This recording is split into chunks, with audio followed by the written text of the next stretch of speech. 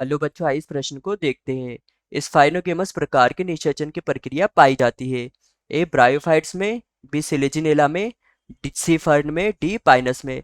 तो यहाँ पर हमें बताना है कि जो स्फाइनोगेमस प्रकार की जो निषेचन की प्रक्रिया है यह क्या होती है। तो हमारी मुख्य मुख्य अवधारणा होगी कि साइफेनोगेमस साइफेनोगेमस प्रकार का निषेचन निषेचन क्या है क्या है। तो जो साइफेनो प्रकार का निषेचन है, इस प्रकार का जो निषेचन है यह जो जिम्नोस्पर्म है उसमें वह जो एंजियोस्पर्म है, इन दोनों में ही इस प्रकार की जो निषेचन की प्रक्रियाएं पाई जाती है। इस प्रकार की जो निषेचन की प्रक्रियाएं होती है, इस प्रक्रिया में नर युग्मक व मादा युग्मक नर युग्मक व मादा युग्मक निषेचन कर कर भ्रूण का भ्रूण का निर्माण करते हैं।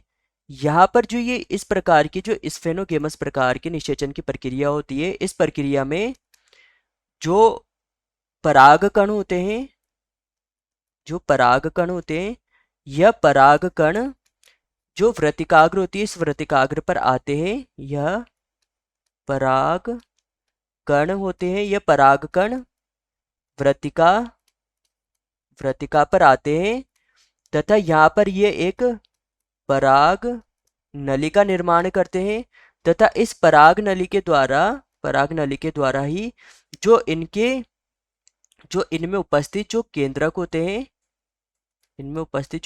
होते हैं यह केंद्रक अंडाशय अंडाशय में जाकर जो अंडाणु होते हैं, इन अंडाणु से निषेचित होते हैं। तो इस प्रकार की जो पराग नली के द्वारा जो ये प्रक्रिया संपन्न होती है, इसको ही इस पराग नली के द्वारा संपन्न होने वाली इस प्रकार की निषेचन की प्रक्रिया ही साइफेनोगेमस कहलाती है। तो यहाँ पर प्रश्न ने हमसे पूछा था कि साइफेनोगेमस प्रकार की निषेचन की प्रक्रिया पाई जाती है। तो ए है ब्रायोफाइट में। तो ब्रायोफाइट में इस प्रकार की प्रक्रिया नहीं देखी जाती है क्योंकि इसमें गेमेटोफाइट व स्पोरोफाइट का निर्माण होता है।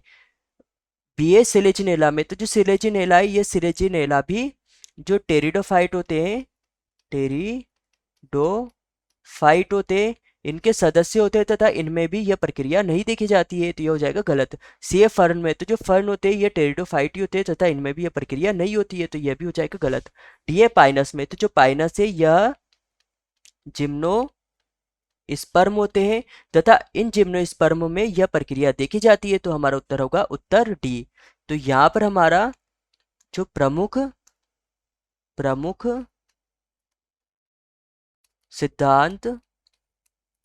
सिद्धांत होगा कि जिम्नोस्पर्म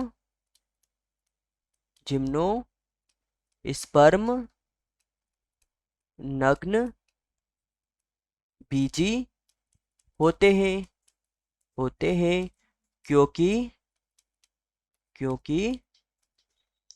इनमें अंडाशय नहीं होता है जबकि एंजियोस्पर्म में अंडाशय पाया जाता है